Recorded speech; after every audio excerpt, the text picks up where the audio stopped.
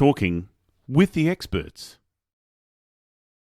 Hello and welcome to Talking with the Experts. My name is Rose Davidson from rosedavidson.com, and Talking with the Experts is about all things business by business owners for business owners, and you can find it on all good podcasting streaming platforms and on YouTube. And today I'm pleased to have on the show Ari Galper.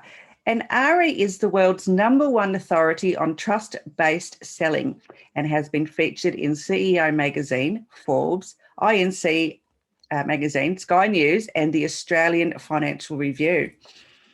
As trust becomes the most important currency in the new economy, the act of selling as a dehumanizing process with endless chasing has been completely reinvented and anchored in the timeless values of integrity and trust through trust-based selling.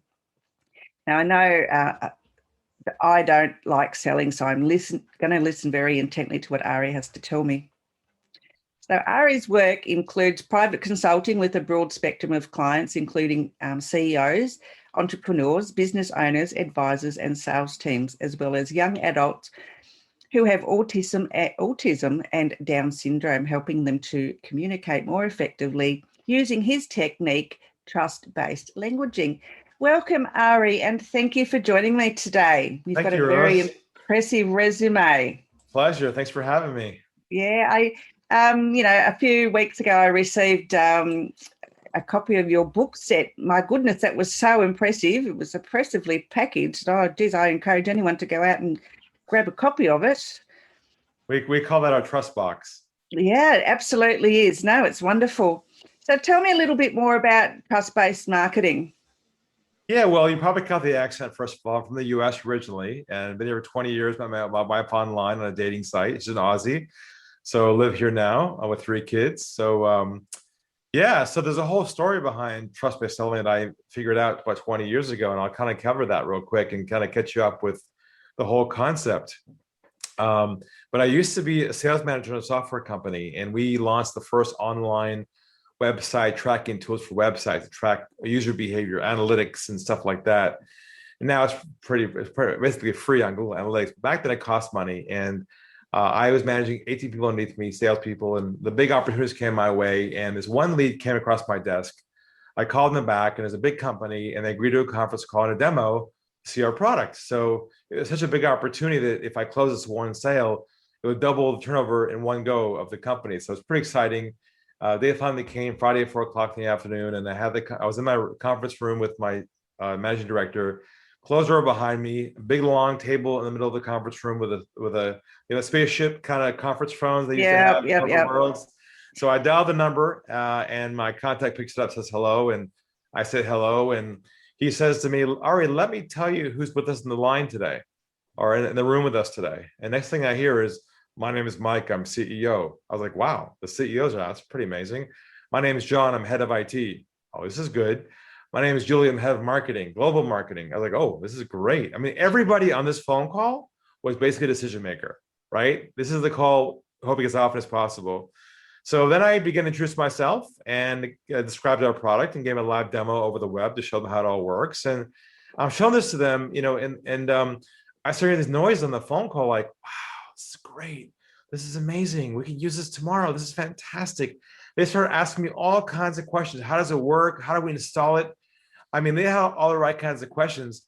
I had all the right kinds of answers. There was so much chemistry on this phone call, Rose. It was like a love fest on the phone. You know what I'm talking about? It just felt so perfect. I mean, there was no resistance. I mean, the whole call was like a love fest. I was answering questions. They were happy. I was doing my job, being competent, being friendly, answering objections. And I was a student of selling back then. I had the books at home and the CDs in my car, and I was doing my thing. And an hour goes by. They were really happy, and so was I. And the call comes to an end, and my contact says to me, Ari, we love it. This is great. You give us a call in a couple of weeks, follow up with us, and we'll move this thing forward. I said to myself, oh, thank you. That's amazing. So I said my goodbyes. I took my arm, and I reached for the phone in the middle of the table, hit the off button. As I'm reaching for the off button, by complete accidents, I hit the mute button instead. They were right next to each other. And I hit the button, and a small click happened, And they thought I hung up the phone. And that split second, a voice inside of me said, Ari, go to the dark side, be a fly in the wall, listen, and you got nothing to lose. And so, for whatever reason, divine intervention, I pulled my thumb back. They started talking amongst themselves, thinking I had left the call. And I listened for a couple seconds. Now, what might you imagine they would have said? Is that a trick question? What would you expect them to say after a call like that?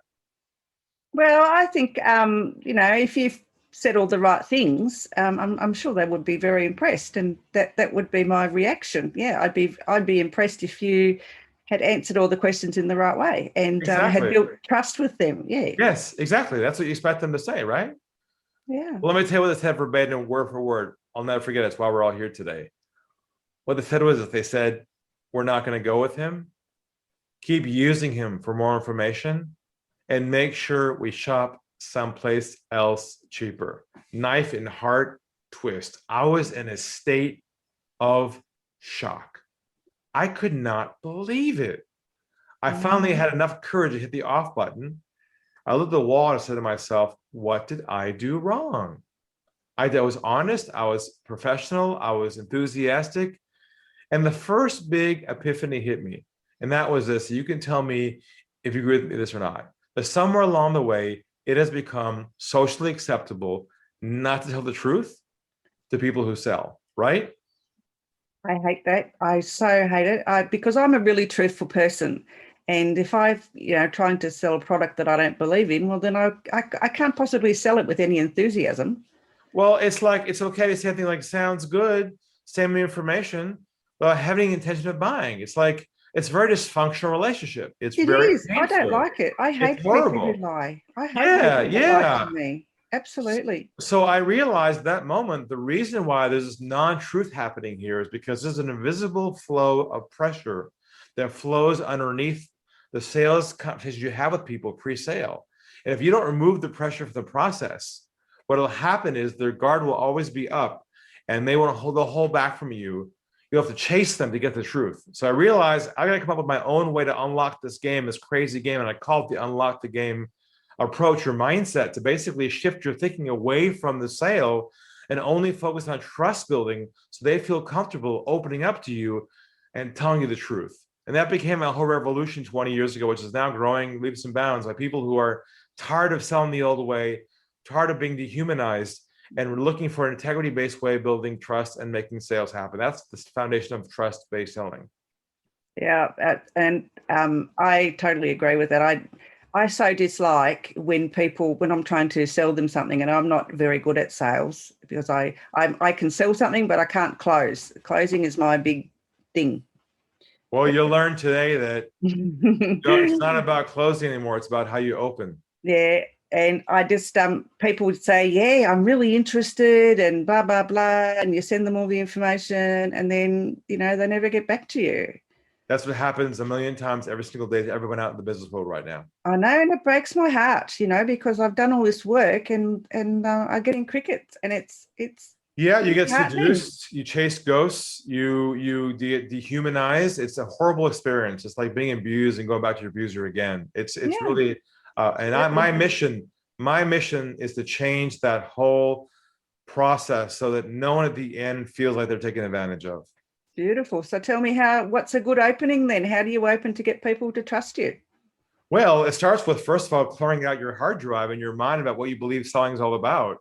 And so to do that, I think we should probably deal with the sales myths that are probably in the back of everyone's mind right now from the old gurus and still conditioned from the past, the brainwash from what you think selling is all about. So the first principle is the idea that sales is a numbers game.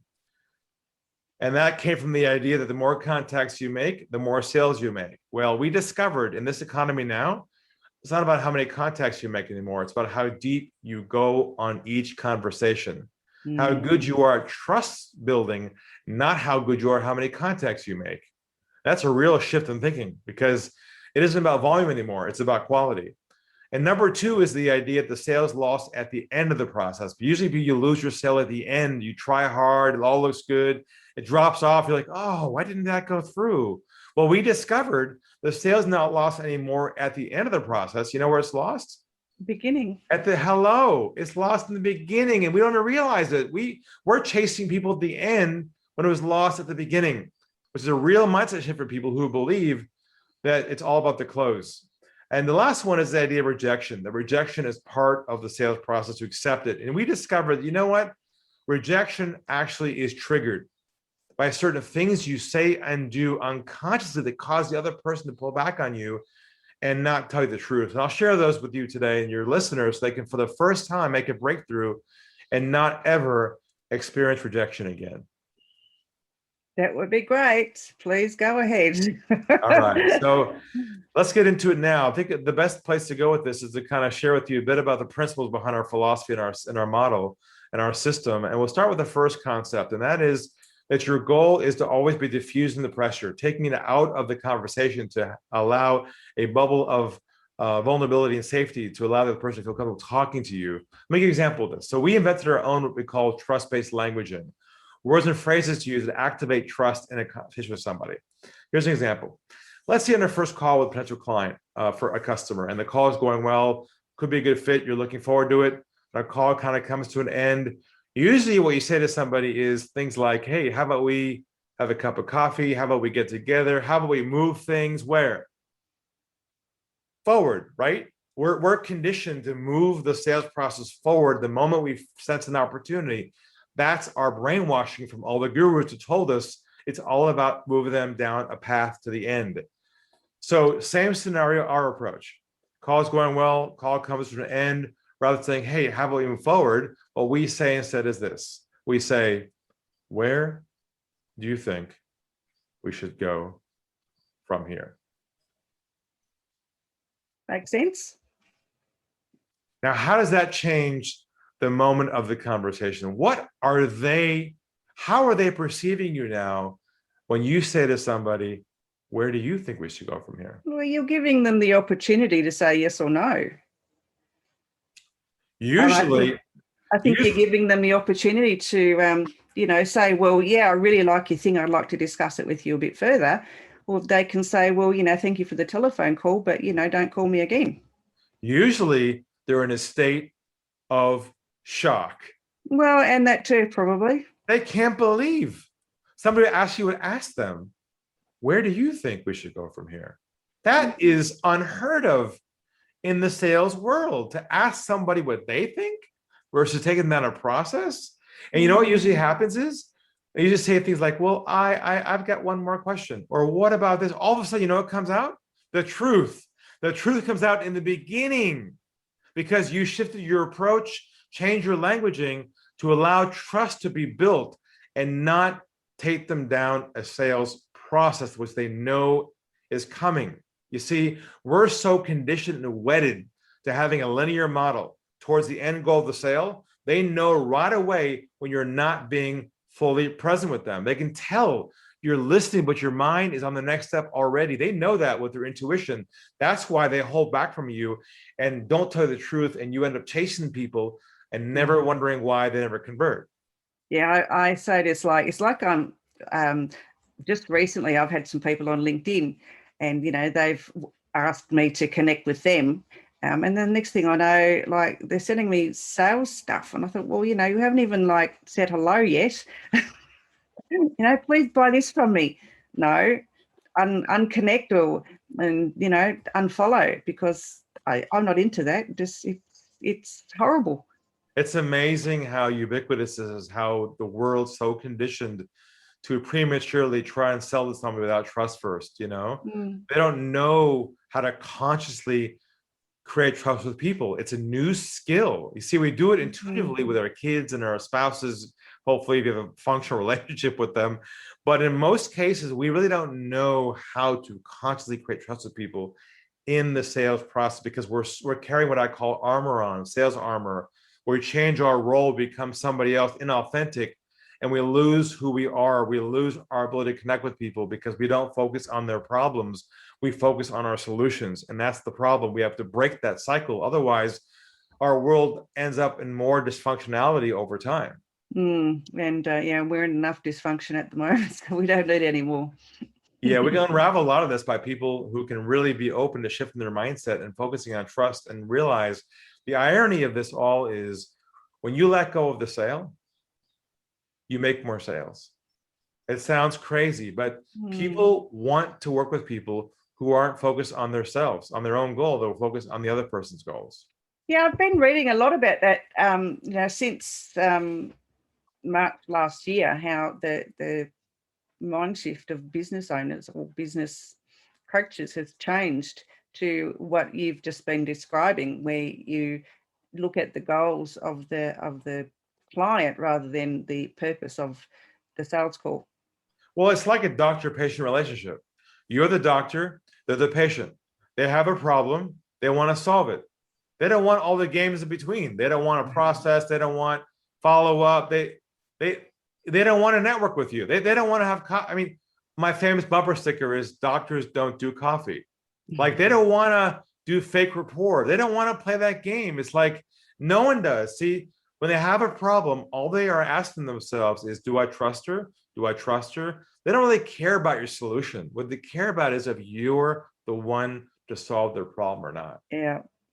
Yeah. And I think a lot of times too, like on website pages, people don't focus on the problem of the potential client either. They just push out the solution, and it's all me, and they don't use the WIFM thing, what's in it for me. Yeah, there's so much noise out there right now that absolutely, they can't discern between who's authentic and who's not. No, that's the problem. True. And so what I tell my clients is the world has become so commoditized that even your prospects and clients can't discern how you are different anymore, because the products all look the same, offers are the same. So you can't rely anymore on your solution as being unique and different. You have to now focus on making your sales process unique and different by building trust into it. So tell me a little bit more about this set of books. I'm just going to dig them out here. I've kept them beside me here because I wanted to talk to you about them. Sure. Because I've got to show people how it comes, honestly. It comes in this great box, guys. Look, like it's a box.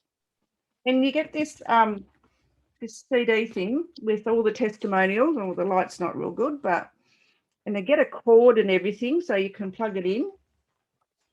And you get 3 books. Unlock the Sales Game. Oh, can't really see them very well. So there we go. Yep. And then Trusted Authority. Yep. And then you've got this one, Lessons from Toby, which is absolutely a lovely book. I read part of it and it was really heartwarming.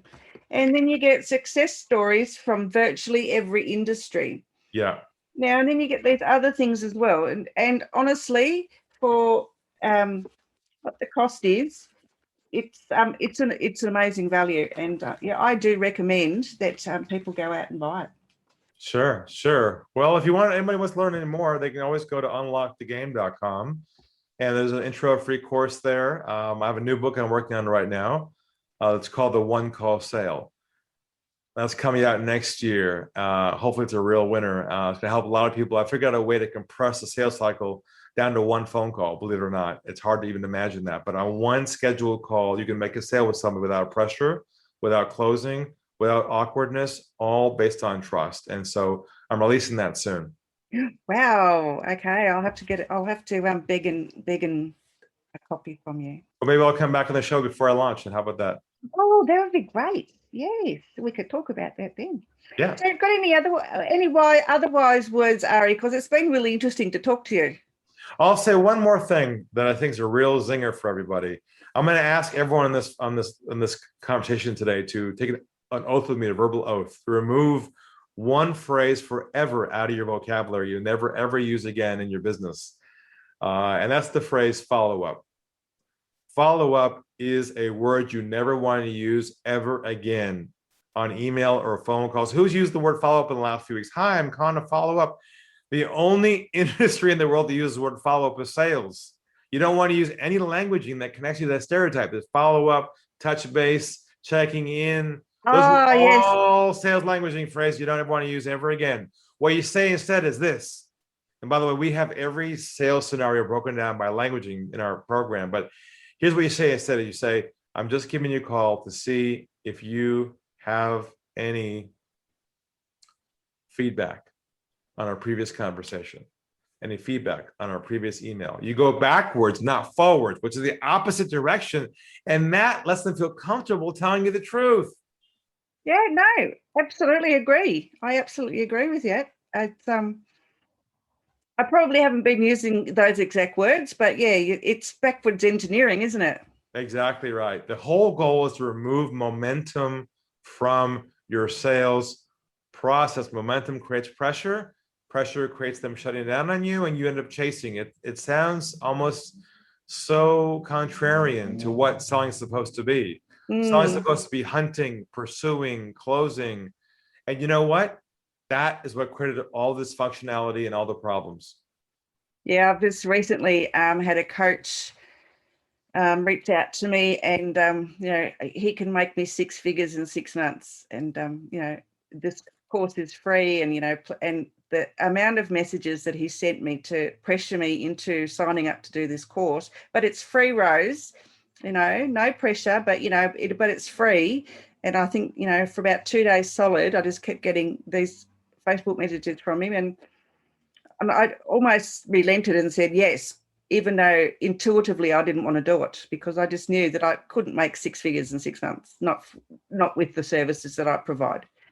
But honestly, it's just pressure selling is like icky.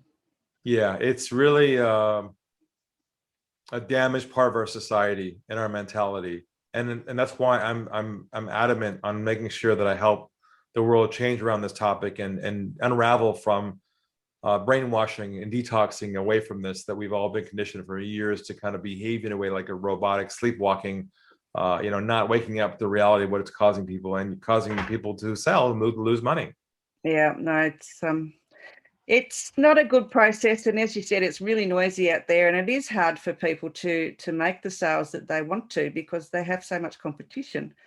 But if they put the right steps in process. And where can they find this course of yours again? Yeah, just go to unlockthegame.com. There's a few options in there, and find your way out to us, reach out to us, say hello, and we'll take it from there. Perfect. All right. Thank you so much, Ari, for your time today. I've really enjoyed the conversation, and please don't forget to reach out to me when your book is ready to launch. That sounds great. Thank you so much. All right. Bye for now. Bye-bye. Take care.